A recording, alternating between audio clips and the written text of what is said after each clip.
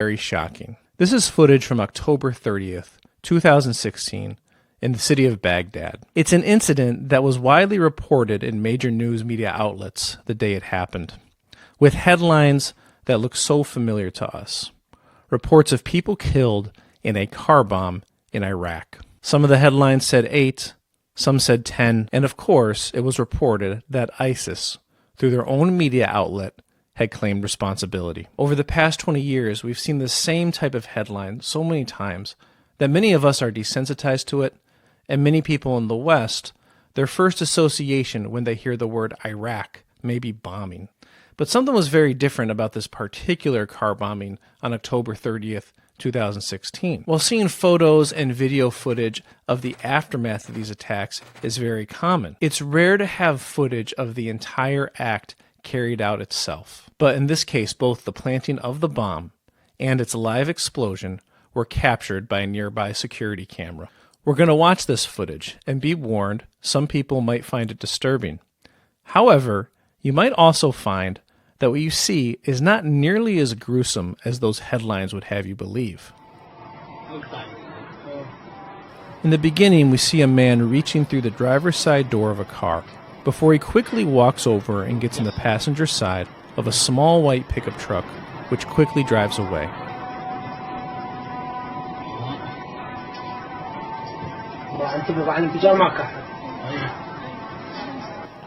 A little less than 10 seconds after the truck is out of the camera's view, the car explodes. You see dust flying everywhere for about 8 seconds, and you cannot help but notice that there are no people around as this car explodes. Where are the dead bodies of the people who were killed that the news headlines told us about? Well, just as you're wondering that, about 15 men come running into the scene, with about half of them falling to the ground, pretending that they're wounded, while the other half pretend to be in a panic helping them.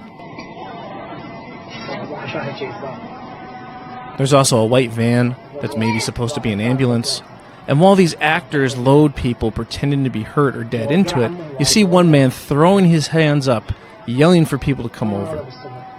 You really can't help but watch this and ask, what is going on here?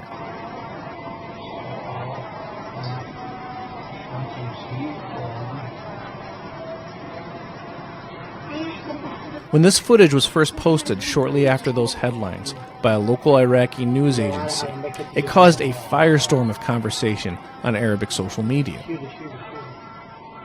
But in the Western press, the story was suffocated, and most of the initial reports of the bombing have been scrubbed from the internet, and you can only find them in archive searches. And for the Western observer, if they saw those initial headlines on that day, it simply would have been lost amongst all the other similar headlines that were going on during the bombing campaigns that took place in Iraq throughout 2016 that, of course, ISIS claimed responsibility for. So what happened here? What explanation was given for this? And who was that man who planted that bomb in that car? We're going to get to that, but first, I want to go back to the very first bombing campaign that ever took place in Iraq.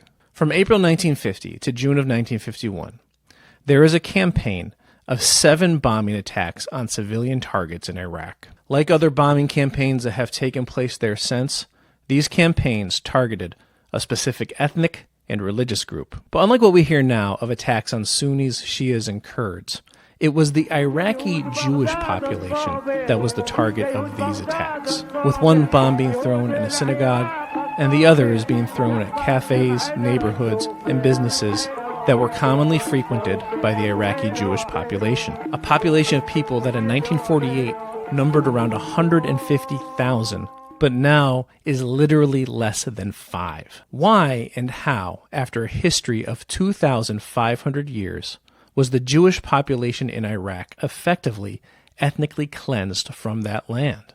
The answer is that this bombing campaign spurred Jews in Iraq to relocate en masse to Israel. And it's this bombing campaign that is typically being referred to in Zionist propaganda claims that Jewish populations from Arab countries were expelled out of them after UN Resolution 181 passed in 1947, creating the Jewish state in Palestine. Meanwhile, Israel tiny Israel took in over 800,000 Jews expelled from Arab lands between 1948 and 1951. But who conducted these bombings?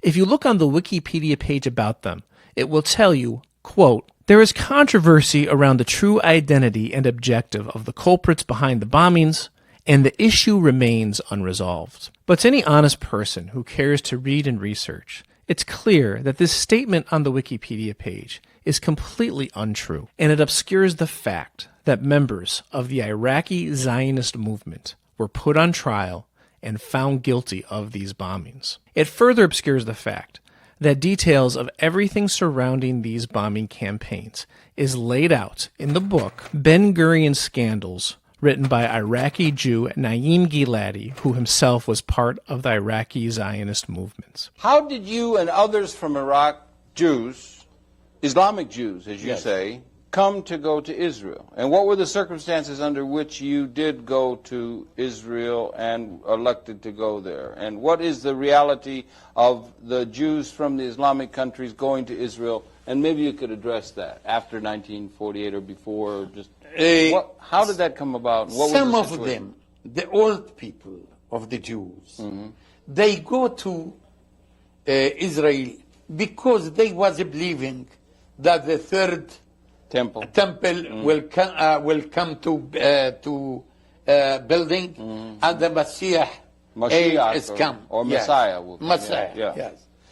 But the young part of them, they ran away from the army service in Arab countries, and the other, they come by the propaganda of the Zionist organization. One of them I am. Because in the beginning I don't know enough, just the pressure of the government of Iraq. Then I see I have no choice just to leave the country. My father was laughing for me. He said, "You crazy. This is our country," about Iraq. But because I don't know that all these problems is organized by the British. I don't know that. Yes. Then I go to the, I join to the Zionist underground organization. And after that I left Iraq illegal to go to Iran, from Iran to Israel. Yes. Giladi's book includes full witness testimony that took place during the trials, minute details of forensics drawn from over 500 pages of journals and investigative reports from the pro-British Iraqi government of the time. The book is replete with documentation that was known locally in Iraq that not only shows the guilt of the Zionist movement in Iraq, but also shows that the attacks were coordinated with their campaign to push Iraqi Jews to flee to Israel, where David Ben-Gurion had recognized that the expulsion of Palestinian Muslim and Christian Arabs had left a need for low-wage laborers. There was some pressure from the Zionists to have the Jews of Iraq go there. Yes. When they see that with all the pressure, the Jews still there, they using bomb. Really? Yes. They put many bombs. Jewish Zionists did this. Yes. They put many bombs in where the many building of the Jews. They put it there, and one it was in synagogue, and it was full of Jews, and some killed and some wounded, and they don't care for that. Just to give them to afraid, to scare, and to go to Israel.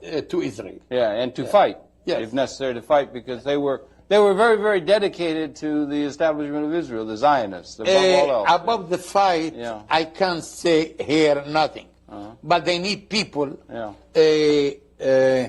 cheap labor. Muscle, to work. Because Israeli government throw the Arab out, the Palestinian, about 700,000, and they take their land, and they use, they need cheap worker to work with this land. After Giladi fled to Israel as a young man, he would leave the Zionist movement and join the Israeli Black Panthers, who opposed the racism and discriminatory treatment of Arab Jews in Israel, who were treated as second-class citizens by the Ashkenazi ruling class that had been imported from Europe. Giladi spent 37 years researching and documenting what took place in Iraq, and he had his findings ready to publish in 1992. In Israel, anti-Zionist journalists had faced not only censure, but also imprisonment.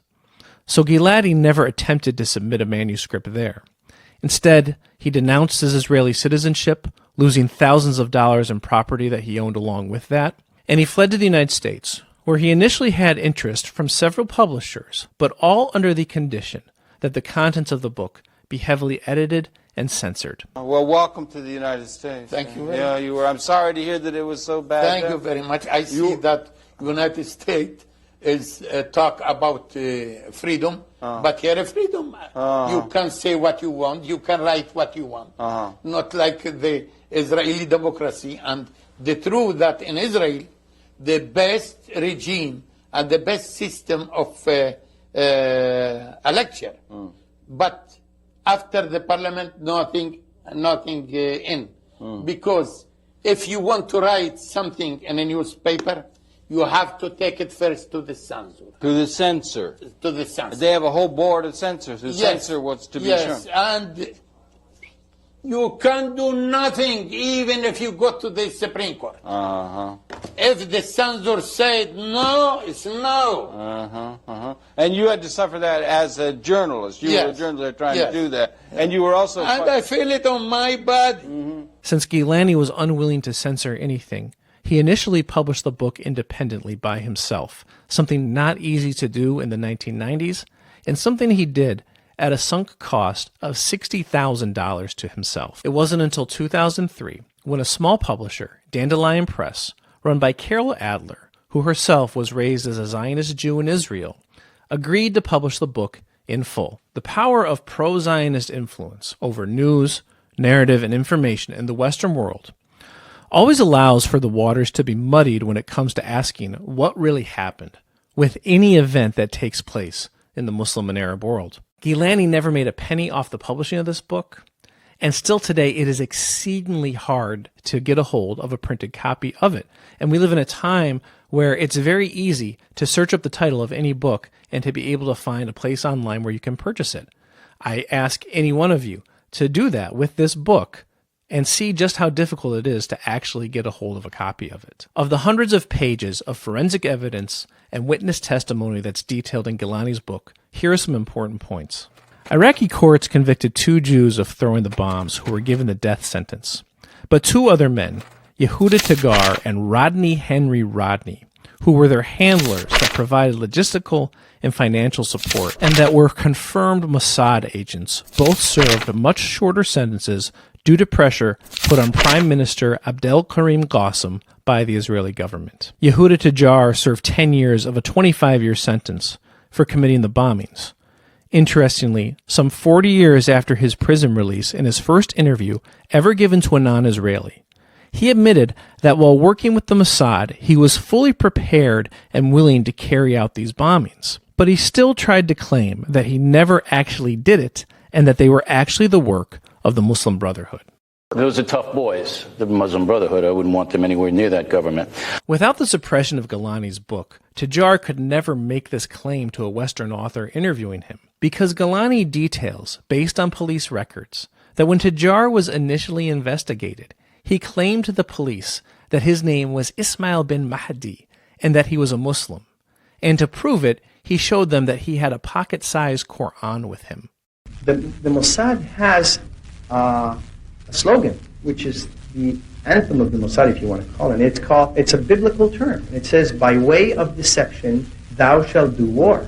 And that's what's on the logo of the Mossad. The case of Yehuda Tajar shows us Israel's willingness to do 2 things. 1, to dress up as Muslims and Arabs while committing terrorist attacks in order to divert blame onto them and cause further conflict. Shalom. Shalom. And 2, the willingness of the Zionist powers to kill Jews in order to serve larger political aims. Naim Giladi speaks in his book about the difficulty that he had in grappling with this latter point when he discovered that in the 1940s, David Ben-Gurion himself, while he was heading the Jewish Agency, had ordered the bombing of ships carrying Jewish immigrants killing 250 Jews, and that actually the Jewish agency had collaborated closely with the Nazi regime in Germany, and that the Nazis provided weapons and material support that was key to building up the Haganah, which later became the Israeli Defense Force. For the first point, the 1950-1951 bombings in Baghdad were not the first time that Zionists had dressed up as Arabs in order to put blame on them for terrorist acts that they committed. In 1946, Zionists bombed the King David Hotel in Jerusalem, where the British were headquartered during the Mandate period. These attacks killed 91 people, and when the Zionists committed them, they dressed up as Arabs in doing it, in hopes that they could blame the Arabs for it, to turn the British against the Arabs and get them to stop negotiating with them. When it was found out who really did it, they claimed that they had to dress up as Arabs for tactical reasons, which is something that they later glorified. I'll put it this way. Let the National Committee keep on trying to talk the British out of Palestine. We have no objections. We will continue to bomb them out. Now tell me, how's your mother? Stars, a British command post. Numbers are outside detachments.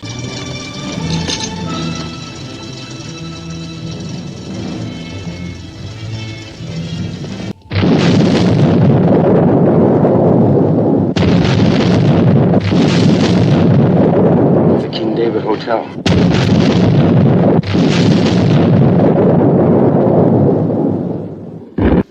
I don't know of one nation, whether existing now or in the past, that was not born in violence. Terror, violence, death. They are the midwives who bring free nations into this world. In March of 1954, after an Israeli massacre of Arabs in the city of Kabia had damaged the reputation of their government, a bus of Jewish travelers was attacked near the border of Jordan. Publicly, it was blamed on Bedouin Arabs.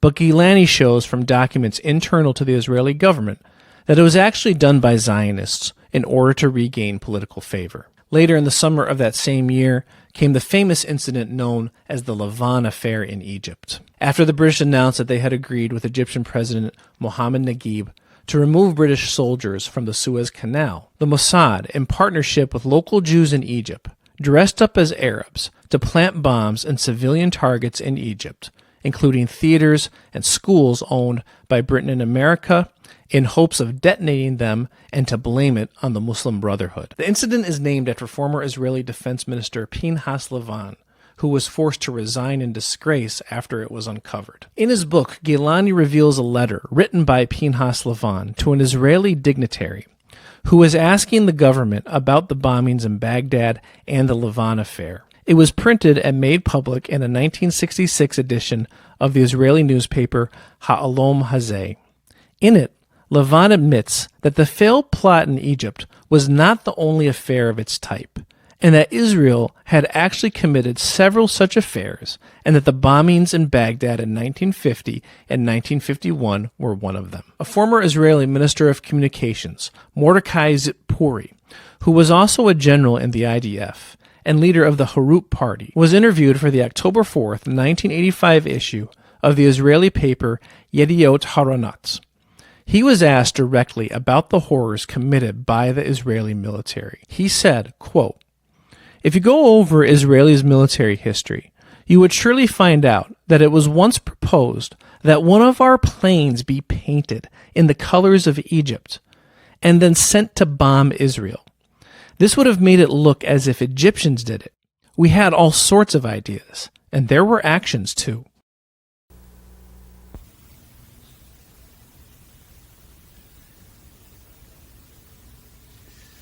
My fellow Americans, at 7 o'clock this evening, Eastern Time, air and naval forces of the United States launched a series of strikes against the headquarters, terrorist facilities, and military assets that support Muammar Gaddafi's subversive activities. The attacks were concentrated and carefully targeted to minimize casualties among the Libyan people, with whom we have no quarrel. From initial reports, our forces have succeeded in their mission. Several weeks ago in New Orleans, I warned Colonel Gaddafi we would hold his regime accountable for any new terrorist attacks launched against American citizens. More recently, I made it clear we would respond as soon as we determined conclusively who was responsible for such attacks. On April 5th, in West Berlin, a terrorist bomb exploded in a nightclub frequented by American servicemen. Sergeant Kenneth Ford and a young Turkish woman were killed, and 230 others were wounded, among them some 50 American military personnel.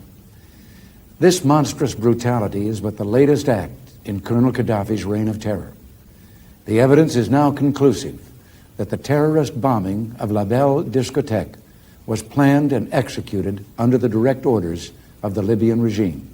Viktor Ostrovsky is a former Mossad agent, having rose through the ranks of the IDF's military police and navy. He was recruited to join Mossad in 1982. Ostrovsky's mother had fled to Palestine from Russia in 1912, and his father was a Canadian Jew who served with the Royal Canadian Air Force during World War II as a tail gunner on a Lancaster bomber, taking part in more than 20 missions over Germany. After the war, he joined the Israeli military to fight in the 1948 Arab-Israeli War, rising to be a commander of an Air Force base in Israel. In 1986, Ostrovsky was excommunicated from the Mossad for insubordination, and he fled to Canada. That I speak to you as somebody who cares about the state of Israel, not somebody who wants to see any harm come to that country. And I think that the Mossad is causing harm both to Israel and to the Jewish community in North America. In 1990, he published the book By Way of Deception, in which he detailed the unethical practices of Mossad that he refused to partake in. Initially, the Israeli government actually got an appellate court in New York to bar the release of the book, an unprecedented restriction on free speech in the United States at the time, done at the behest of a foreign government. After the book's release, Israeli journalist and politician Yosef Tami Lapid wrote in a column of an Israeli paper that Ostrovsky didn't deserve to live. And he said in an interview on a Canadian television program that while Mossad would not assassinate Ostrovsky for fear of its straining relations with Canada, that he hoped, quote, a good Jew in Canada would do it instead. Ostrovsky was sentenced in absentia by Israel to 30 years imprisonment for treason when he published his second book on the workings of the Mossad in 1994, The Other Side of Deception.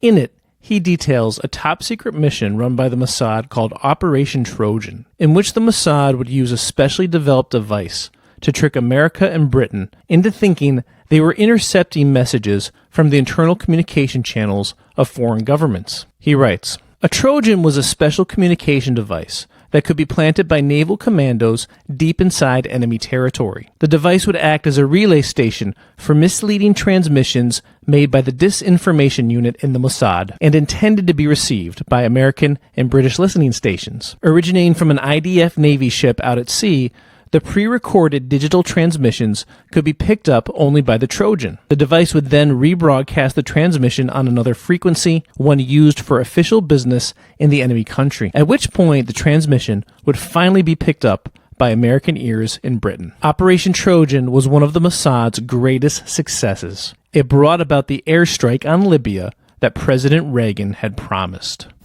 The evidence is now conclusive that the terrorist bombing of La Belle Discotheque was planned and executed under the direct orders of the Libyan regime. On March 25th, more than a week before the attack, orders were sent from Tripoli to the Libyan People's Bureau in East Berlin to conduct a terrorist attack against Americans to cause maximum and indiscriminate casualties. Libya's agents then planted the bomb. On April 4th, the People's Bureau alerted Tripoli that the attack would be carried out the following morning. The next day, they reported back to Tripoli on the great success of their mission. Our evidence is direct, it is precise, it is irrefutable. I want to take a moment here to emphasize what exactly you are seeing. This is President Ronald Reagan telling the American people in an official national address that he has ordered a bombing campaign on the cities of Tripoli and Benghazi in Libya, based on confirmed messages that the Libyan government had ordered terrorist attacks. All the while, him and his administration are unawares that those very messages were faked messages relayed to them by the Mossad. 40 people were killed in the airstrikes ordered by Reagan, at least 15 of which were civilians. Meanwhile, Muammar Gaddafi and the Libyan government were never found guilty of the Berlin bombings, and the United States refused to cooperate in the subsequent investigations into the bombing, and it took 15 years for a conviction to be held of anyone for it. And the way it goes is this. The Mossad regards the U.S. as its own playing ground, as a tool to an end, saying, you guys make nice arms that we can use. You guys have things that we want, therefore we want to take it. Imagine how much of a fool Reagan looked like to those Mossad agents. Imagine what fools the American people look like to them.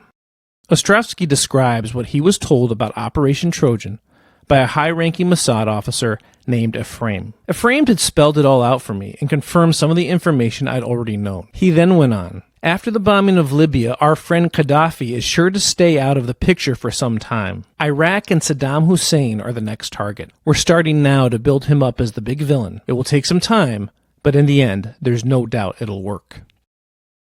I've never heard of Arabs dressing up as Jews or Christians and pretending to be Jews or Christians and committing bombings or massacres. Terrorist bombing, both guerrilla and suicidal, has its origin in Marxist militias and in Jewish Zionist militias. There was no such thing as any of these tactics being used by any Muslim group until the 1970s.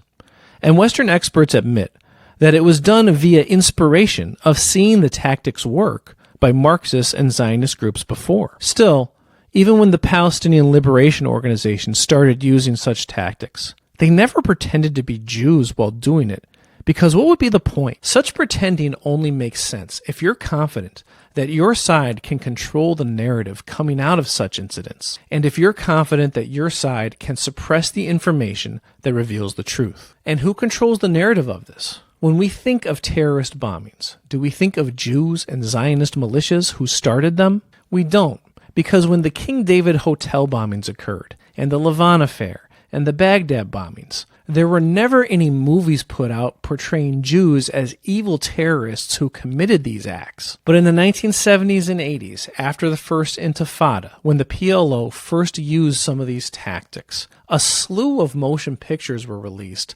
portraying Palestinians and Arabs as terrorist bombers.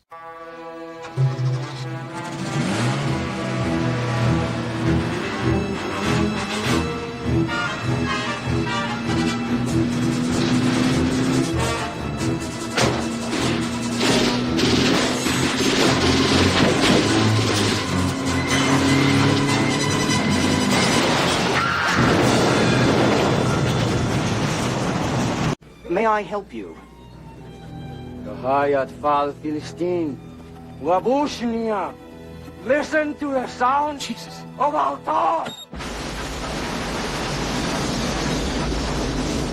Who do you think? The Libyans! Holy...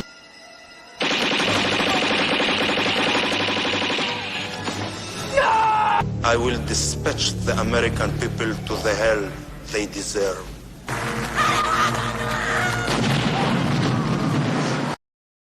I call now on the distinguished Secretary of State of the United States of America, His Excellency, Mr. Colin Powell. The willingness and brazenness of both Israel and the Western countries to lie about what takes place in the Arab world manifested in such a bizarre way in February of 2003, when Colin Powell spoke to the United Nations with a prepared speech to justify the invasion of Iraq. In doing so, he had to purvey the ludicrous idea that there was somehow a connection between Osama bin Laden and Saddam Hussein. To do this, he actually pretended that a former drug addict, alcoholic, and pimp who had just served 6 years in a Jordanian prison named Abu Musab al-Zarqawi was somehow a link between Osama bin Laden and Saddam Hussein. Iraq today harbors a deadly terrorist network headed by Abu Musab al-Zarqawi, an associate and collaborator of Osama bin Laden and his al-Qaeda lieutenants. Zarqawi Powell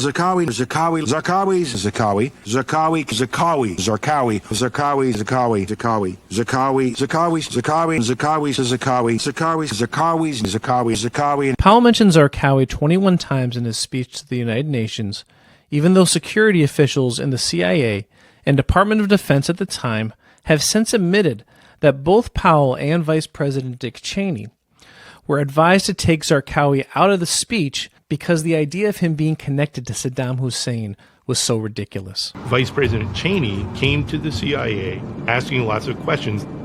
He wanted to know, not only is there a connection between Saddam Hussein and bin Laden, but we want there to be a connection between the two. We never found any indication that Zarqawi was in Baghdad working for Saddam or linked up with Saddam. He obviously is. The vice president and his chief of staff, Scooter Libby, pushed back. It was pretty intense. We were lined up on one side of the table. Vice President Cheney and Scooter Libby were on the other side, and they walked in with a lot of questions and being very skeptical as to the intelligence that we had been gathering up till that point. The Vice President's frustrated. His questions are all about Zarqawi, his connection to Saddam, and whether or not they had discussed 9/11 and if Saddam had participated. Bakos says the vice president didn't like the answer. We tried to explain over and over again that it would be impossible for him, logically, to be working with Saddam. Even more ridiculous, but supposedly true according to the United States' own narrative, is that this same drug addict would later form ISIS in 2006. This man, Abu Mossad al-Zarqawi, the founder of ISIS.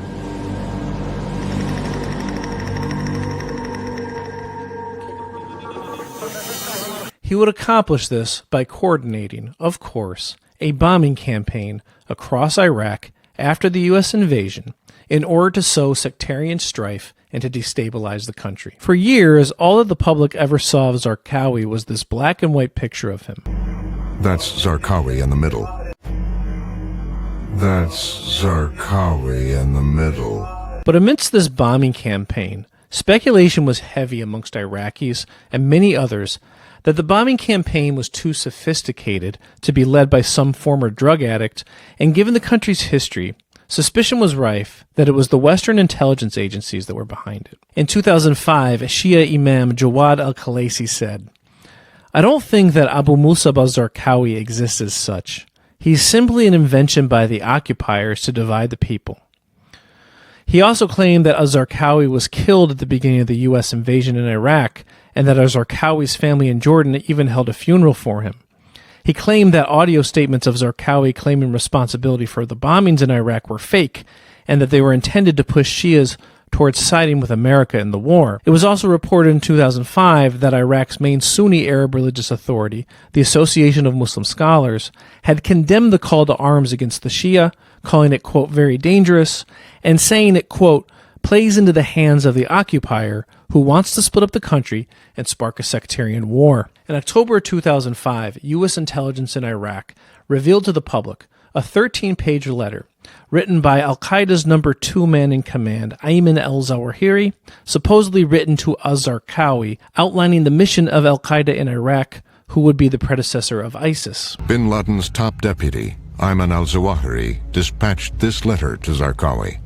The Jamestown Foundation, a conservative think tank in America and publisher of the journal Terrorism Monitor, they determined upon analysis that the letter was fake, noting that the CIA in Iraq produced the letter for the public, but never explained how they were able to intercept it. On February 18th of 2006, in an interview with Al Jazeera TV, the popular Shiite cleric in Iraq, Muqtada al-Sadr, was asked, "Is al-Zarqawi, with all these capabilities, real, or is he an illusion?"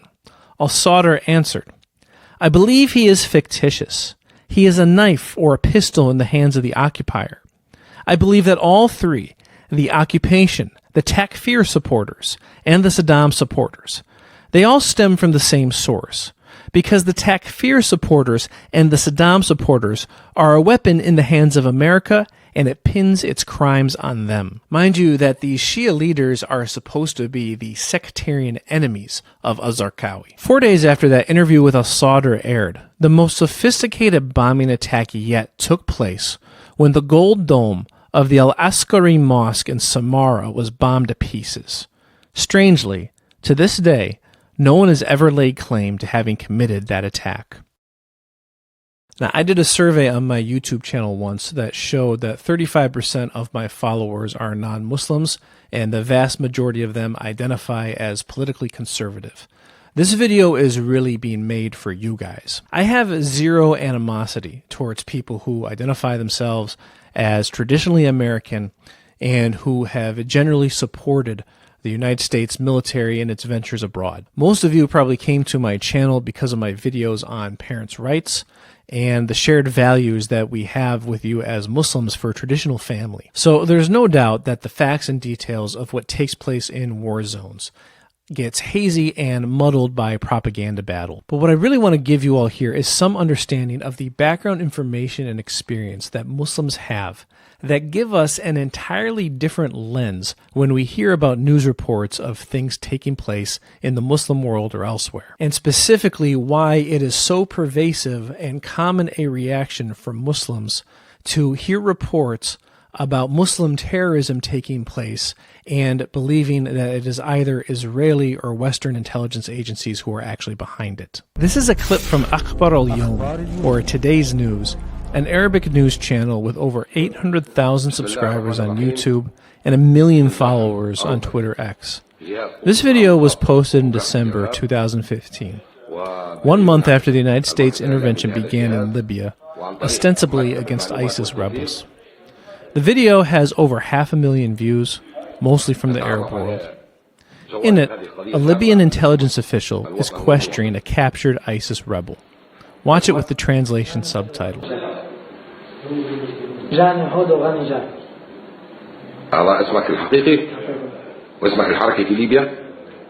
محمد ياسر أبو علاء. محمد ياسر أبو علاء.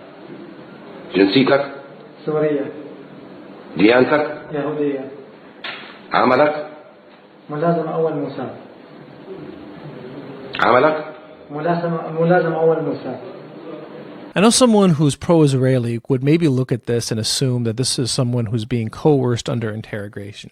And that's fair enough. But less than 2 years after this, an Israeli newspaper reported that another Mossad agent had been arrested by Libya who had been leading a brigade of 200 ISIS fighters and who had actually become an imam at a mosque in Benghazi. Going back to 2006, conveniently, after the bombing of the Al-Askari Shia mosque, and with suspicion that he was either unreal or an asset of Western intelligence, al-Zarqawi decided to make his face public for the first time, posting a 22-minute video on one of those mysterious jihadi websites that seems to pop up from time to time that no one has ever heard of before. If you search online, most likely you'll struggle to even find clips of this famous speech that al-Zarqawi gave in April of 2006. A few seconds of it are shown in the 2017 PBS documentary, The Secret History of ISIS. I intend to post the entire thing on my Twitter page later so people can analyze it for themselves. And while this video is hard to find now, in the actual supposed history of ISIS that we're told, this speech is supposed to be a really big deal because it's where al-Zarqawi, the bloodthirsty jihadi boogeyman who's planning all these bombing attacks and executing them, this is where he calls for the actual establishment of an Islamic state and an Islamic caliphate. So it being a big deal as it is, and as evil a guy as al-Zarqawi is, we can only imagine the type of blood-curdling energy that is going to be brought in this video. إن العدو الصليبي عندما دخل العراق كان ينوي من دخوله السيطرة على الأمة والتمكين لدولة بني صهيون من النيل إلى الفرات فمكن الله أبناءك المجاهدين من الوقوف في وجه أشرس حملة صليبية داهمة على بلاد المسلمين. Now, there is different styles and patterns to how Islamic preaching is done that is somewhat predictable for someone who is used to watching a lot of Islamic videos or being in the presence of Islamic preachers before. I do not think there is any way that someone with that background could watch this video and think it is anything other than fake. If you don't have that background, it might be difficult for you to spot, but just some things that we will point out and illustrate. Firstly, the man in this video is clearly reading whatever he is saying. Practiced Islamic Preachers and leaders of religious groups and congregations are very good at public speaking and very good at speaking off the top of their mind. You almost never see a video put together of Islamic exhortation where the individual is reading off of a script. Secondly, at several different points in the video, he gets visibly tired and he almost nods off as he's reading, as if his mind is not really engaged in what he is saying. Thirdly, his cadence is just ridiculous. Overall, he is talking in a very monotone way, with occasional inflections where his voice picks up a little bit in a forced type of way, like he's a 12-year-old who's trying out for a middle school play. بأن هيأ الله ثلة من أبنائك المجاهدين يذودون عن حياضك ويحفظون بيضتك وإلا لكان حال أهل السنة في العراق بين صليبي حاقد ورافضي غادر ولكان نساء أهل السنة سبايا في أحضان الصليبيين. And fourthly, I just think his enunciation of Arabic sounds forced. It sounds like someone who learned the language and has to focus really hard to make sure that they enunciate clearly.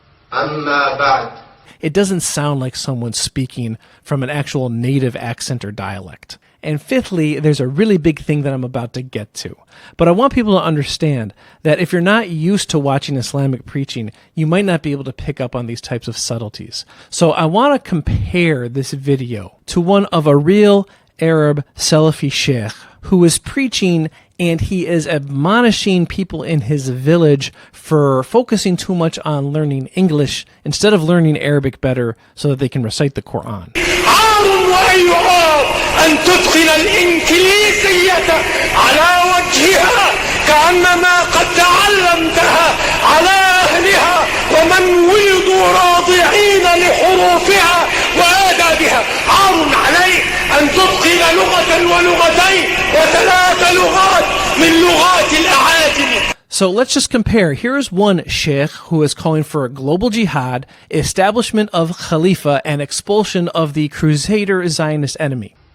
أمتي الغالية إننا في العراق على مرمى حجر من مسرى رسول الله صلى الله عليه وسلم فنقاتل في العراق وعيوننا على بيت المقدس الذي لا يسترد إلا بقرآن يهدي. Now here's a sheikh who wants people to study language better. عباد الله أمة محمد صلى الله عليه وعلى آله وسلم القرآن حياتكم القرآن لحمكم القرآن دماؤكم القرآن عصبكم القرآن عرضكم القرآن دنياكم والقرآن آخرتكم. Now, this isn't to say that every Arab sheikh out there speaks in some sort of loud way, but in general, when someone is speaking passionately, you can feel the energy off of them, and you would just expect something more from some evil, conniving terrorist who is trying to establish a global empire and plotted 150 bomb attacks. But the fifth thing, and the big thing, that is really a giveaway is the finger. Now, it is a religious practice for a Muslim that when they recite the Islamic testification of faith, they point their index finger into the air. And you can see Islamic preachers doing this, and you can see it in a lot of Islamic artwork that's out there nowadays as well. And it is a part of Arab gesticulating when giving a talk to have the finger pointed like this. But the key thing with it is that it is the right hand finger only, especially if the finger is pointed directly vertical towards the sky. Why? Because it is a part of Islamic practice and a part of the Sunnah of the Prophet Muhammad ﷺ that you do clean and honorable things with the right hand and you do dirty and negative things with the left hand. At several points in Zarqawi's talk, we see him raising the left hand with the index finger extended, pointed directly towards the sky. There is one point in Zarqawi's talk that is such a dead giveaway to this, where he is mentioning the Iraqi parliament and the laws that it establishes and calling them tawaghit, which is a word used in the Quran for false gods, which you are never supposed to worship or go near as a Muslim. And then he follows it up by mentioning the word of God and the law of God. And when he mentions the Tawarit, he raises the right hand and points the index finger perfectly vertically into the sky, as someone would do when they are reciting the testification of faith. A Muslim would never do that while mentioning Tawarit. And then when he mentions the word of Allah and the law of Allah, he raises the left hand and points the finger with the left hand, which again, doing that with the left hand, raising up vertically, is just not a habit of Arabs because of this custom. And to do it while mentioning the word of Allah is just something that a Muslim would never do.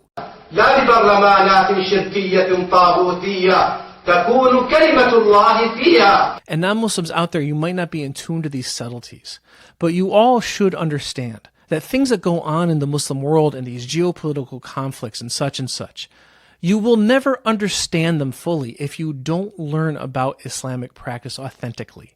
And this thing with the left hand and raising the finger with the left hand, we've actually seen it several times with ISIS fighters, and even just recently for these people who were captured for the attack that took place in Russia. A photo was released of them beforehand, standing in front of the ISIS flag, all of them with their left hands raised and the index finger pointing towards the sky. And these aren't reversed photos because the Arabic script in them is laid out correctly. And as a Muslim, you look at these photos and you just ask yourself, who are these people? А вы чего? Разве вы не понимаете, кто там воюет? Там воюют наемники. В основном. Вы знаете, что там платят деньги? И они воюют там, где платят больше. Вот они вооружились, им платят определенную сумму. Мне даже называли эти суммы, которые им платят. Они там воюют уже с оружием, все, у них уже не отнимешь. Потом выяснилось, что в другом месте чуть-чуть начали побольше платить. Они там туда перетекут.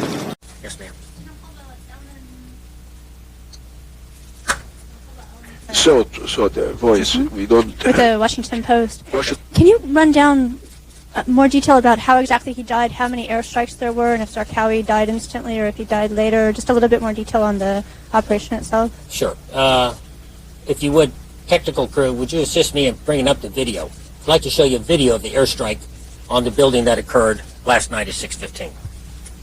The lead aircraft is going to engage it here momentarily with a 500-pound bomb on the target.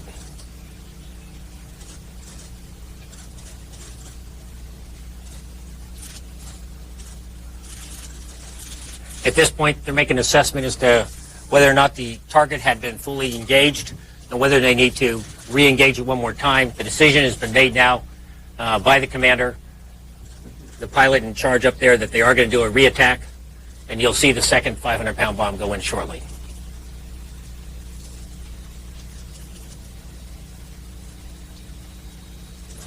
This is a picture of Zarqawi.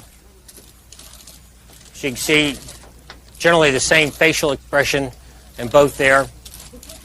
But that's from last night, as you can see, taken approximately 6:17 p.m. As far as the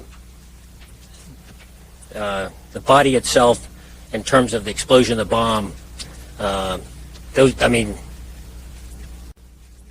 the pictures we provided to you were obviously, we had wiped off a lot of the blood and other debris because there was not a need to portray it in any kind of dehumanizing his body. The intent was to show you that he in fact had died in that explosion. But there are far worse graphic pictures that are very inappropriate, we felt, to share with anybody that were the result of the immediate strike. There's been this background that we've heard about splits within the militants and between Iraqis and foreign fighters, and I'm wondering if any of that led to the intelligence you got today, because you've referred a few times to intelligence from Zarqawi's network, and I'm wondering on that, were those people who were under interrogation in custody, or people who came forward from Zarqawi's network to describe them? Yeah, it would be inappropriate for me to talk about where the information actually came from and who provided it to the intelligence sources. About the overall, whether it was affected by these splits with yours? between militant groups? I actually haven't talked to any of the personnel that have come forward with the information, so I wouldn't really know what the motivation was or what may have driven some of that to have been made available to us. So anyway, needless to say, the release of this video did not do much to quell the suspicion that al-Zarqawi was probably a fake or a Western intelligence asset. So conveniently, 2 months later, the U.S. military found out where he was hiding and he got killed. And after that, the leadership of ISIS was taken over by another guy who had just recently been in prison. So who was this man who planted this bomb in this car on October 30th, 2016 in Baghdad? You know, it's interesting. This footage was leaked. It did not make the news rounds in Western media. One site that did really follow up on this story was the site Bellingcat, which is an open source news site run out of the Netherlands. The journalist Christian Treibert, who specialized in geolocating sites and actually did a wonderful job proving that the footage of the actors and the pretend injuries had to have been the same place in which this bombing was reported from. He was actually following up on the story very closely in the weeks after. In this large article that he had, gathering all the evidence concerning with it, at the bottom he was keeping updates. And what you see is, at first, he has about 5 or 6 updates from the opening days of November in 2016, giving actual updates about that. And then they completely end until there is another update 3 years later where he's proclaiming that the mystery has been solved, and he links to an article in the New York Times. And that's what you see generally. Even though this video was being talked about a lot on Arab social media, in the Western press, outside of one report that I could find out of New Zealand later that winter, you could really not find any update about what this story was. But a book was published in 2019, written by Margaret Coker, who was the New York Times bureau chief in Baghdad. And the story that Treibert was linking to was hers. She released her book in May of 2019. The story that is told about this guy who planted the bomb is actually a confirmation that he worked for an intelligence unit in Iraq that was the product of the creation of the CIA and the MI6, and that they worked at the direction of the CIA and the MI6. This individual was an intelligence agent, and it is admitted to. And it's actually even further admitted that this guy had the position in ISIS of facilitating the logistics of their bombing campaigns. So just get your head around this. All throughout 2016, you're reading about all these bombings going on in Iraq done by ISIS, and it turns out the guy in ISIS who was in charge of facilitating them was an intelligence asset of the CIA. Now, in the book, they try to spin this into being something heroic, and they cast it as this guy was faking bombings not to fool people in the news media and to fool people in the Western world, but he was actually doing it to fool the leaders of ISIS. So they would work out the logistics with him of how to do bombings, and he would go and fake it so that the leaders of ISIS would think that a bombing actually happened that they could claim. It's not that the whole thing is just a farce and based on lies from its foundation. It's not that. What you're going to believe is going to depend on your confirmation bias. Someone who's maybe really attached to the idea of the United States government and military being heroic and always being a force for good in the world, maybe they're not going to want to let go of that, and they're going to believe the story that was cooked up and told years later about this incident. If you're someone who's been hurt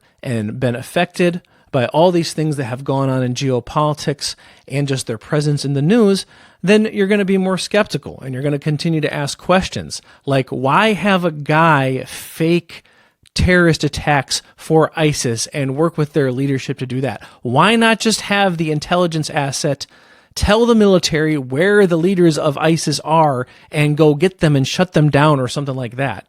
Even other questions. Why doesn't this guy have a beard?